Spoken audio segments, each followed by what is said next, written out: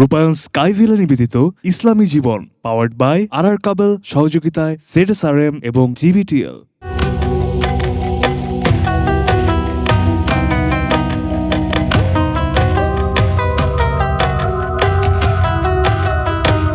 আসসালামু আলাইকুম রহমতুল্লাহি ওবরকাতুহু। ইন্নাল হামদুলিল্লাহ ওয়াসসালাতু ওয়াসসালামু আলা রাসূলিল্লাহি ওয়া বাদ। কাছে এবং দূরে বিশ্ব জুড়ে যে এখান থেকে আমাদেরকে শুনছেন, আপনাদের সকলকে স্বাগত জানাচ্ছি রূপায়ণ স্কাইভিলা নিবেদিত ইসলামী জীবন অনুষ্ঠানে, পাওয়ার্ড বাই আর কাবেল, সহযোগিতা ZSRM এবং GBTL। প্রিয় দর্শক, আজকে আলোচনার জন্য আমাদের এই মাহাতি অনুষ্ঠানে আমন্ত্রিত হয়েছেন বিশিষ্ট লেখক, গবেষক, ইসলামিক চিন্তাবিদ মোহাম্মদ মহিউদ্দিন মিল্কি, সহযোগী অধ্যাপক, অর্থনীতি, সরকারি হরগঙ্গা কলেজ, মুন্সিগঞ্জ। আসসালামু আলাইকুম রহমতুল্লাহ। ওয়ালাইকুম আসসালাম রহমতুল্লাহি বরকাতুহু। কেমন আছেন? আলহামদুলিল্লাহ। আপনারা সবাই কেমন আছেন? জাযাকাল্লাহ খায়ের, আলহামদুলিল্লাহ। তো আজকে আমরা যে বিষয়টি আলোচনা করব সেটা হলো সায়েন্টিফিক ইন্ডিকেশন ইন দি হলি কোরআন। আল কোরআনে যে বিজ্ঞান, অর্থাৎ কোরআনের ভিতরে বিজ্ঞানের, কোরআনের এমন এমন জিনিস আছে যে জিনিসগুলো বিজ্ঞান সেখান থেকে গবেষণা করে বের করতেছে, যে কোরআন থেকে পাচ্ছে, কোরআন তথ্যটা কোরআন থেকে পাচ্ছে। এই যে যে বিষয়গুলো আছে, আজকে আমরা সেই বিষয়গুলো নিয়ে আলোচনা করব। কোরআন যে শুধু মানে মৌলভী সাহেবদেরই নয়, কোরআন যে যারা সায়েন্টিস্ট তাদেরও যে উৎস, তারাও যে গবেষণা করা তাদেরও যে উৎস, এই বিষয়টি যদি একটু বলতেন। আলহামদুলিল্লাহ, নাহমাদুহু ওয়া নুসাল্লি আলা রাসূলিহিল কারীম। আল কোরআন শুধু বিজ্ঞানময় কোরআন। এখানে আল্লাহ বলছে যে ইয়াসিন আল কুরআনিল হাকিম ইন্নাকা লামিনাল মুরসালিন, মহাবিজ্ঞানময় কোরআন বলা হয়েছে। কোরআনের অনেক নাম আছে, এর মধ্যে এটা একটা।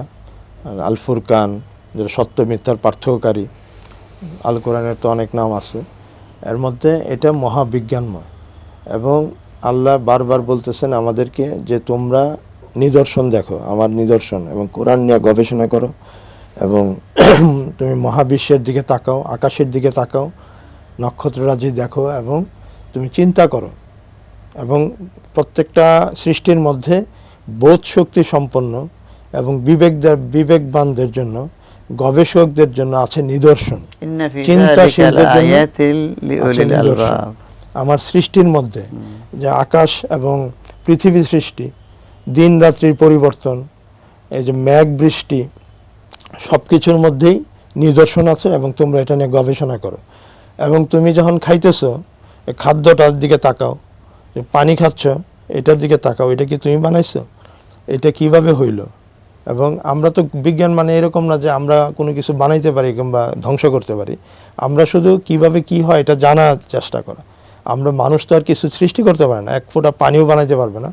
সারা পৃথিবীর মানুষ মিললেও যদি চেষ্টা করে, সমস্ত পদার্থ, পৃথিবীর যত পদার্থ আছে, চেষ্টা করলে একটা অ্যামাইনো অ্যাসিড, একটা আমিষের কণা বানাইতে পারবে না। কারণ এটা, এবং একটা পানির ফুটাও বানাইতে পারবে না, সুপেয় পানিও বানাইতে পারবে না শুধু। এবং এটা যদি হয়ও, সাথে সাথে এটা খাওয়ার অযোগ্য, মানে এটা খাওয়া যাবে না, কোনো কিছুতে মিলাইলেও খাওয়ার যোগ্য হবে না। সুতরাং মানুষজন এটা নিয়ে চিন্তা করবে, তখন সে ভাববে যে আল্লাহর রহমত, আল্লাহ কত মানে মহা কৌশলী, মহা ক্ষমতাবান, এবং আল্লাহ যে আমার উপরে কত রহমত করতেছে। আমি ঢকঢক করে পানি খেয়ে ফেলাই, কিন্তু আমি যদি চিন্তা করি যে এটার যে সৃষ্টির রহস্য, এবং এটা যে আমি বানানোর ক্ষমতা নেই, আমি এই তৃষ্ণার্ত বেলায় যদি আমি পানিটা না পাইতাম, খাওয়াটা না পাইতাম, এই চিন্তা করতে বলছে আল্লাহ বারবার, তখন ফিলিংস আসবে, আমার অন্তর আল্লাহর দিকে ঝুঁকবে, এবং আমার অন্তর বিগলিত হবে। তখন আমি আলহামদুলিল্লাহ বলবো, সেইটার দাম আছে। এই আলহামদুলিল্লাহ বলা আর এমনি চিন্তা না করে আলহামদুলিল্লাহ বলা অনেক ডিফারেন্স। এবং কোরআনে বারবার এই বিজ্ঞানের কথাগুলি মহাবিজ্ঞানময়। যেমন ধরেন পানি সৃষ্টি, আল্লাহ বলছে যে সমস্ত জীব আমি পানির থেকে সৃষ্টি করছি, মানে জীবন আমি পানির থেকে সৃষ্টি করি। এখন বিজ্ঞান বলতেছে যে আসলেই পানির থেকেই মানে কোষ এবং যে মানুষের যে প্রধান, এটা পানির থেকে হয়েছে। তারপরে একসময় মানুষ ভাবতো অনাদিকাল ধরে পৃথিবী আছে, মহাবিশ্ব। নাস্তিকদের একটা যুক্তি ছিল যে পৃথিবী কেউ সৃষ্টি করে নাই, মহাবিশ্ব অনাদিকাল ধরে আছে। কিন্তু বিগ ব্যাং থিওরি এসে প্রমাণ করতেছে যে মহাবিশ্ব সৃষ্টি হয়েছে। আগে কিছুই ছিল না, মানে সামান্য মানে ক্ষুদ্রাতি ক্ষুদ্র একটা বিন্দু, যেটা পরমাণুর থেকেও ছোট। পরমাণু এত ছোট যে 1 সেন্টিমিটারের 10 লক্ষ ভাগের 1 ভাগ হয়তো একটা পরমাণু, সেটার মধ্যে আছে আবার ইলেকট্রন, প্রোটন, নিউট্রন, এবং তারা ঘুরতেছে আবার সেকেন্ডে মানে 1 লক্ষ বার এরকম। তো এত ক্ষুদ্র, আবার এর মধ্যে স্পেস আছে, আবার খালি স্পেস 99.99%, এত খালি স্পেস আছে আবার।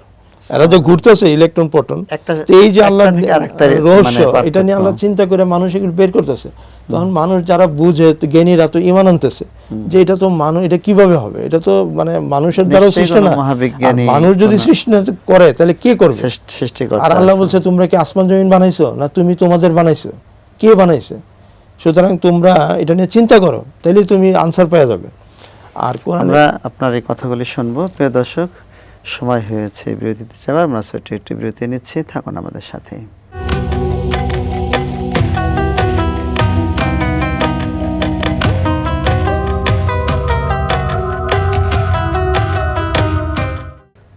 আসসালামু আলাইকুম রহমতুল্লাহ। প্রিয় দর্শক, আপনাদেরকে আবারও আলোচনায় স্বাগত জানাচ্ছি।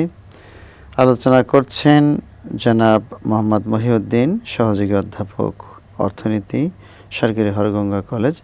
তা আপনি বলছিলেন যে কথাগুলি। না, এটাই যে আমি যেন বিগ ব্যাংটা মানে ক্লিয়ার করে, মানে এটাকে যে এডুইন হাবল পরে দেখলো যে তার হাবল বিখ্যাত যে হাবল টেলিস্কোপ, যে 1933 সালে দেখতে পেল রেড শাফট এবং যা একটা হোয়াইট শাফটের মাধ্যমে তারকারা পিছনে চলে যাচ্ছে এবং একসময় তা দেখা যায় না। এতে দুইটা সিদ্ধান্ত তারা পাইলো, যে তারকারা চলমান এবং পিছনে চলে যাচ্ছে, তার মানে হচ্ছে মহাবিশ্ব সম্প্রসারিত হচ্ছে। তো এই বিষয়টা মানুষ তো আবিষ্কার করছে 1933 সালের দিকে। তো রাসূলুল্লাহ 1400 বছর আগে উনি নিরক্ষর ছিল, কারো কাছে পড়াশোনা করে নাই, কোনো ইউনিভার্সিটিতে যান নাই, উনি কিভাবে বলল? তার মানে এটা আল্লাহর বাণী। আল্লাহ তো বলছে যে আমি যদি এটা যে রাসূল নিজে বানায় লিখতো, তাইলে তোমরা এরকম লেখো দেখি। তো রাসূলরে তো আমি নিরক্ষর রাখছি, আর এছাড়া উনি যদি নিজের হাতে লিখতো, তোমরা যে বলো যে উনি নিজে লিখছে, তাহলে তোমরা লেখো, একটা সূরা নিয়ে আসো দেখি। আল্লাহ চ্যালেঞ্জ করছে যে তোমরা একটা সূরা কোরআনের সদৃশ নিয়ে আসো। তো সেইখানে একটা আয়াত আছে যে সূরা তাকবীরের যে 14-15 নম্বর আয়াত, নক্ষত্রের শপথ, যারা ভাসিয়া বেড়ায়, যাহারা পিছনে গমনে রত এবং যাহারা অদৃশ্য হয়ে যায়। এখন বিজ্ঞানী বল দুইটা কারণে অদৃশ্য হইতে পারে। একটা হচ্ছে যদি আলোর গতিতে চলে যায়, তাহলে আলো আসার আগেই তো চলে যাচ্ছে, আমি দেখবো না, কারণ আমার চোখে আসার আগেই সে চলে যাচ্ছে গতিতে, আলোর গতিতে।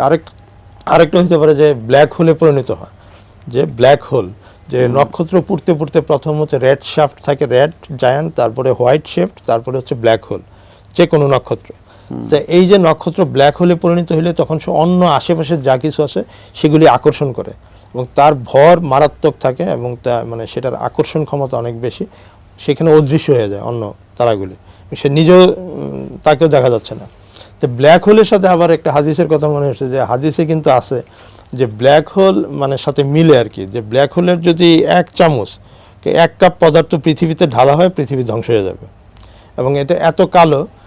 আর হাদিসে আছে যে মানে দুজকের আগুন মানে পুড়তে পুড়তে সাদা লাল থেকে সাদা এখন কালো, এবং দুজকের পদার্থ যদি সামান্য পৃথিবীতে ঢালা হয় তাহলে পৃথিবী ধ্বংস হয়ে যাবে। তো ব্ল্যাক হোলের সাথে কিন্তু আমরা জানি না, আল্লাহ জানে, কিন্তু মিলে আর কি, মানে কথাগুলি যে মানে আল্লাহ যে মানে রাসূল যে কথাগুলি বলছেন, যে কোরআনের যে ভয়াবহতা এবং জাহান্নামের ভয়াবহতা বললেন। সূরা তাকওয়িরের 15 এবং 16 নম্বর, ফালা উকসিমু বিল খুন্নাস আল জাওয়ারিল খুন্নাস, ফালা উকসিমু বিল খুন্নাস যে পিছনে চলে যায়, পিছনে চলমান, আল জাওয়ারিল খুন্নাস মানে চলতে চলতে, জাওয়ারিস মানে চলমান, হ্যাঁ শেষ হয়ে যায়, কোথায় যায়, অদৃশ্য হয়ে যায়। তো এই বিষয়গুলি আল কোরআনে এরকম অনেক আয়াত, 1000 আয়াত আছে শুধু কোরআনিক মানে সায়েন্টিফিক ইন্ডিকেশন, 3000 আয়াত টোটাল আছে। 1000 আয়াত হলো মানে বৈজ্ঞানিক, যেগুলোর ভিতরে বিজ্ঞানের সূত্র পাওয়া গেছে। যদিও বিজ্ঞানের বই নাই, কথা প্রসঙ্গে আল্লাহ আসছে, এটা তো পুরো জীবন ব্যবস্থা, কিন্তু বিজ্ঞানের কথাগুলো মানে আরো আসবে, আরো গবেষণা করলে আয়াত বাড়বে। 3000 হচ্ছে নিদর্শনমূলক আয়াত, আর 1000 হচ্ছে আপনার সায়েন্টিফিক আয়াত। যেমন আরেক জায়গায় কোরআন বলছে যে মানে শুধু টলেমু পর্যন্ত 1512 সাল পর্যন্ত, টলেমি থেকে 1512 সাল পর্যন্ত মানুষ জানতো হচ্ছে যে পৃথিবী স্থির, হ্যাঁ, পৃথিবীর চারদিকে সূর্য ঘুরে। কিন্তু কোপার্নিকাস আইসা মানে এবং গ্যালিলিও তারা আইসা দেখলো যে না, নক্ষত্রগুলি দেখলো বৃহস্পতির চারদিকে কিছু উপগ্রহ ঘুরতেছে। তখন তারা সিদ্ধান্ত নিল না না এই ঘুরতেছে সব কিছু। তো এটা তারা এই কয়েকশো বছর আগে জানলো। কিন্তু সূরা ইয়াসিন এবং আরো অনেক সূরায় আম্বিয়াতে আল্লাহ বলছে সব নক্ষত্ররা নিজস্ব কক্ষপথে সন্তরণশীল, মানে সাঁতার কাটতেছে, মানে ইয়াসবাহুন এই শব্দটা আসছে হচ্ছে সাবাহা শব্দ থেকে, যেটা হচ্ছে ঘোরা, মানে সাঁতার কাটা, দৌড়ানো না কিংবা হাঁটা না, মানে মিল, মানে এটা অনেকটা যে মহাশূন্যে যে সাঁতার কাটতেছে এটার সাথে এই শব্দটা সবচেয়ে বেশি মিলে। এবং এই কথাটা আপনার যে বলা হয়েছে যে আর তিনিই সৃষ্টি করছেন রাত এবং দিন, এবং সূর্য এবং চন্দ্র সকল মহাকাশীয় বস্তু নিজ নিজ কক্ষপথে সন্তরণ করে। 21 নম্বর সূরা 30 নম্বর আয়াত। এরকম আরও কিছু আয়াত আছে, সূরা ইয়াসিনেও আছে যে সূর্য তার নির্ধারিত গন্তব্যে, আরেকটা আছে গন্তব্যে গমনে নিয়োজিত, মানে নির্ধারিত গন্তব্য যে আছে সেটাও এখন বিজ্ঞানীরা বলতেছে যে সূর্য মানে যে যাচ্ছে 20 কোটি বছরে একবার মহাকাশ ভ্রমণ, মানে তার ছায়াপথের যে তার একটা পথ আছে সেটা ঘুরতে লাগে 20 কোটি বছর, এবং সেকেন্ডে সে ঘুরতেছে, সেকেন্ডে 150 মাইল বেগে সে ঘুরতেছে, তারপরে তার লাগে 20 কোটি বছর, এবং সেই সূর্য তার নির্ধারিত গন্তব্যে গিয়ে সে ধ্বংস হবে। সেটাও আল কোরআনে আছে যে তার নির্ধারিত গন্তব্যে যাচ্ছে, এবং বিজ্ঞানীরা সেই গন্তব্যের মানে একটা নামও দিছে, হ্যাঁ, যেটা নাকি প্রক্সিমা সেন্ট্রাম, মানে অ্যাক্সিস, একদম লাস্ট অ্যাক্সিসে সে গিয়ে পৌঁছবে, এবং তার জ্বালানিও হয়তো শেষ হয়ে যাবে, অথবা সে ব্ল্যাক হোলে পরিণত হইতে পারে। তো এই যে নিদর্শনগুলি কোরআনের, মানে প্রতিটি আয়াতের যে গবেষণা করলে বিভিন্ন সোলার অ্যাপেক্স, এই স্থানটার নাম বিজ্ঞানীরা বলে সোলার অ্যাপেক্স। তো আপনাকে অসংখ্য ধন্যবাদ সুন্দর আলোচনার জন্য। প্রিয় দর্শক, সময় হয়েছে বিদায় নেবার, আজকের মতো এখানে শেষ করছি। আসসালামু আলাইকুম ওয়া রাহমাতুল্লাহি ওয়া বারাকাতুহু।